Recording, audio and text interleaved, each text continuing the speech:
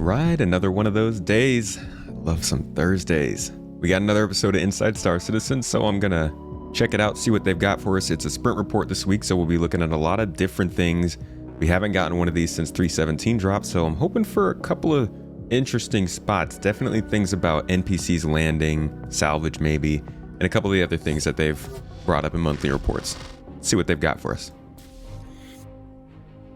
We're here, it's cold, it might start raining, and this is an all sprint report episode, so let's get to it. I like the new angle.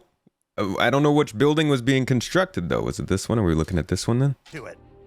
Last sprint report, we showed some of the earliest work the AI team was doing to make the landings of AI pilots more realistic and natural and less direct and unvaried. So let's check in again this week on more of their continued, still work in progress.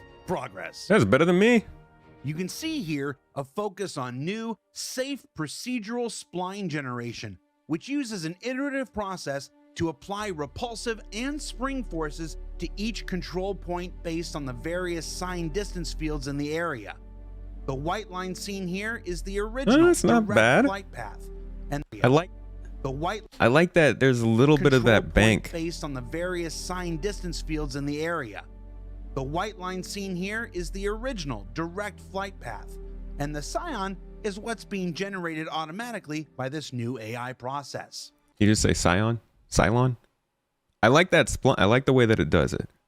It looks like it's actually using its thrust. It still needs some work, but definitely like the little bank that it does here makes it look a little bit better. Yeah.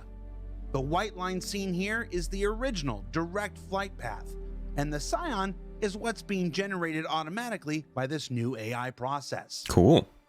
This new tech Missed the landing pad though. Essential in allowing designers to add NPC reinforcements to a variety of mission locations where spawn closets might be too conspicuous or otherwise unavailable. And it should add an exciting element of added danger and variation to missions throughout the persistent universe, enabling new mission types and alternate outcomes to existing ones when player action or inaction can cause a good situation to go bad or an already intense one to get even worse. They're just not good at finding landing pads. And beyond just AI reinforcements to the situation, these kinds of NPC landings and takeoffs are an exciting step forward in building a more immersive universe with ship traffic coming and going from the various landing zones, points of interest, space stations, and beyond. It's been on the wish list for a while. Yeah. And it's exciting to me to see this tech beginning to realize its full potential. It has been like they first showed us ships landing on planets. God, it must have been like 2019 maybe. And they briefly brought it in for Hurston and then they took it away. It might have been 2018, but man, it's been a while. So this is cool to see. I don't think this is going to be ready for 318. I would hope so, but it still sounds like they've got to actually get this linked into the content rather than just the tech working, which we're looking at. So I would think maybe closer to the end of the year, but who knows? I'm just a tomato.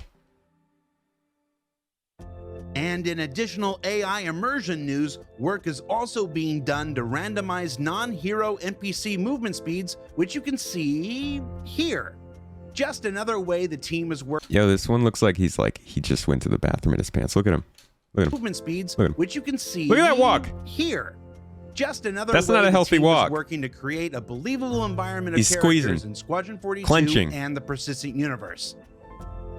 That one in the middle looks based on me. Clenching even more. We've also got an update on AI collision avoidance tech we showed before, making AI even more polite. Excuse me, what is this music? Is this a Star Citizen song? Is this new Star Citizen music? By now being able to detect conversations going on between players and characters and avoid passing between them, which is nice. I hope this is Star Citizen music. You guys better not get me a freaking strike or something. And then there's this new AI interaction. Noodles! That doesn't really need to be explained, does it? So we yum. need noodles though. When are we gonna get to eat noodles? Oh, we've got our freaking burritos that look like they've been thrown through a garbage dump. So wow.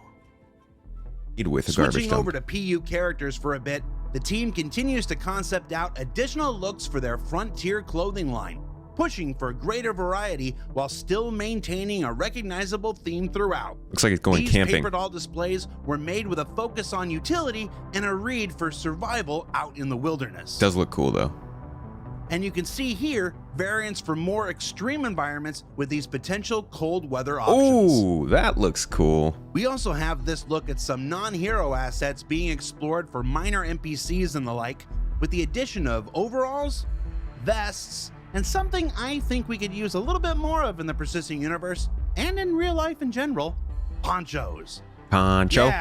So they've talked about armor a little bit in the past and how they're cutting up the body, just chopping it up. No, they're cutting segments out in the body, your head, your arms, your hands, your legs, your feet, and you actually get to cover each of those things differently. So if you're in a corrosive environment, or a cold environment or a warm environment, you'll get more effects on that part of your body than others. I don't know how deep they might go with that, but it would be interesting to see if, maybe there was some kind of, you have to be sealed tight. Let's say like this guy at the poncho, you have to have something covering your skin or it gets corroded.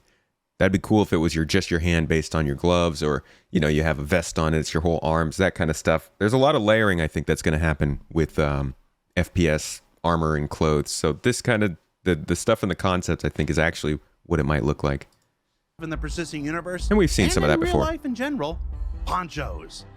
Yeah, let's roll with some more ponchos.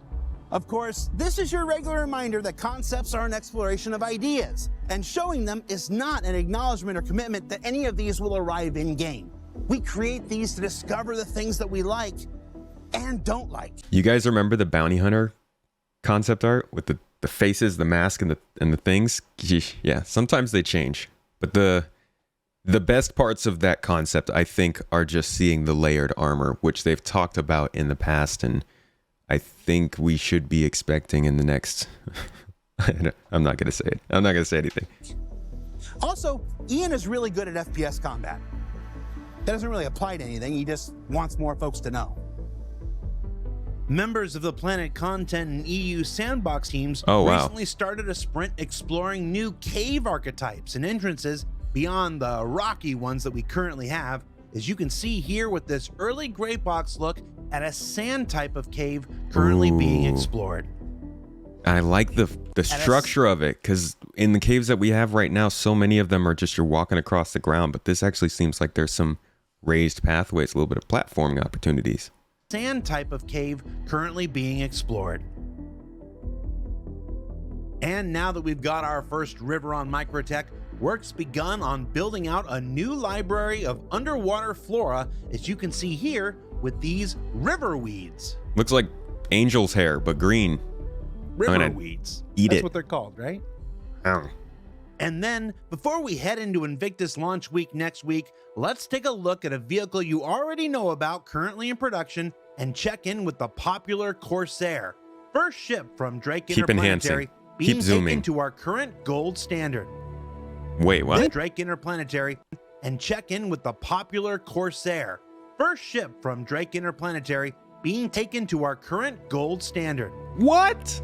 This is the I would have expected the Cutlass first. mess hall, which includes a slight change from concept to improve player traversal. Originally, the entrance lift came up between two turrets, but on white box testing, that caused a noticeable traffic jam. Oh, that is so turrets. cool. But on white Look at the freaking switch for the elevator control. Come on.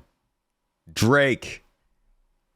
You freaking cheapos. box testing, that caused a noticeable traffic jam, especially during intense situations. The entrance lift now comes up in a sealed cubby off of the mess hall and allows for improved traversal throughout the remainder of the ship. Cool.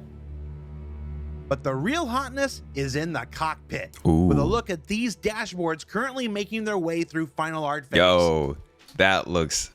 see, this is why I would say that the closest thing to what Starfield is going for. It feels like it's Drake. So tactile. So flippy. Just, wow. I really want to push every button. Yeah, I want to flip that red switch and finally, there. before we let you go, a little tease of something we'll be discussing more as it gets closer to release. Changes to ground vehicle physics that are currently being tested, iterated on, passed out to vehicle designers for feedback, tested again, iterated again, passed on again, etc., etc., etc. Oh my gosh, changes to What ground. you see on the left is the current arcade-style movement found in the persistent universe today. And on the right, a more physically based movement system we're calling internally physical movement. Because I know, we're Wow. really good at naming things.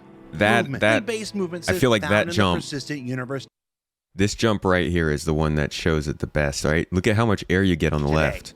And on the right, a more physically based Just movement go. system we're calling internally. And then on the right, physical movement. on the right, you get like the front dips off really fast. The vehicle looks way more weighted. That seems great compared to what we have now.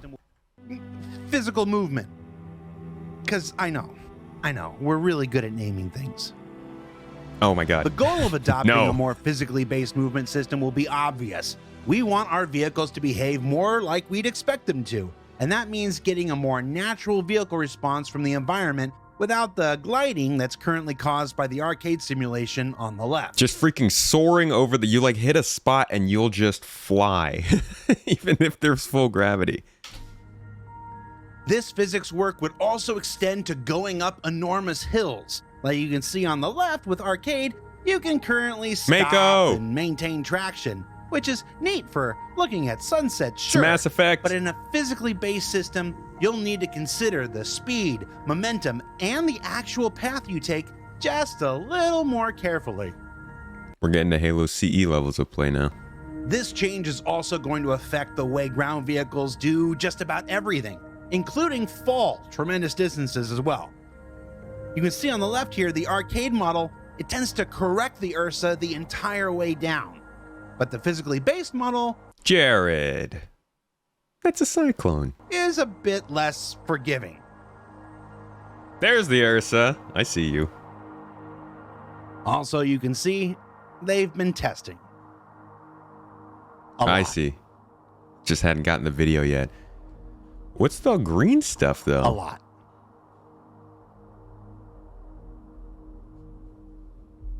Ah, there we go. And I know I said finally for the physics thing, but maybe we can squeeze one more teaser in this week, huh? Whoa. Oh, there's two lasers. What's this? This is something we're definitely going to be learning more about as we get closer. Yo, this is Salvage, finally. Don't tell me it's not going to get delayed again. All right, so there's two scraper beams. And that's about all I can tell. Targeted part, valid, remaining material. So it looks kind of like similar to, I guess in mining, you don't know the remaining material. You just know how much you're filling up. Shows you your cargo percentage. Exciting. This is definitely nowhere near a final UI, obviously. It doesn't look like anywhere near the final VFX. They've got solid 2 more months to work on that. But interesting that I didn't know it would have two beams that could be used separately like that. For the physics thing, but maybe we can squeeze one more teaser in this week, huh?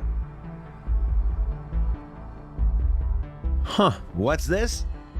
This Very is cool. something we're definitely going to be learning more about as we get closer to its release.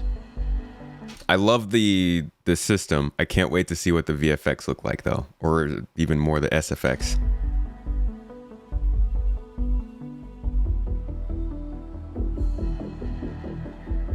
It's a new kind of pew pew. So cool. More like a. Is that a? That's not a salvaging. That was a terrible salvaging sound. Be like a. I'm sorry. Ruined it. So what did we learn this week? Well, we learned that What is anybody driving around in, where are they, Manchester? Anybody driving around in Manchester see him out on the street just filming this random video? AI content, feature, and tech teams continue to make strides that will not only make the persistent universe more immersive, but unlock new opportunities for mission designers when reinforcements come online. That features, old and new, like caves and rivers respectively, continue to be iterated on and improved. And say what you will about Drake, their dashboards are just so tactile. Now, don't forget that Invictus Launch Week begins next week, and over the next 2 weeks, we'll be right back here learning more about all the new vehicles making their debut at this year's event. For Inside Star Citizen, I'm Jared Huckabee. This is the new Manchester office still under construction, and we'll see you all here next week. So, like, is that part of... I want to know more. Like, is this part of it up here? Or is that just the office? It's really cool that we get to see it in the background, though. This was a good episode, though. We got to see some cool stuff. For a second there, I was wondering about the salvage footage. I'm glad they showed us before we dropped into Invictus mode. You know we're not going to get anything really substantial until probably the second week of June. Next week, I am guessing, if I look at the date, next week we're definitely going to get an Invictus Week show. Week after that, we'll probably get something that has to do with all the ship updates. Week after that, Alien Week we might get. We might have to wait 2 weeks for Alien Week, so we'll see what we get in 3 weeks from now, but it's going to be a little slow until mid-June. I'm looking forward to it, though. There's a lot of exciting stuff going on. No cargo refactor news still, so we'll see what happens there. But good episode. Thanks for coming and watching it with me, guys. We'll see you next week.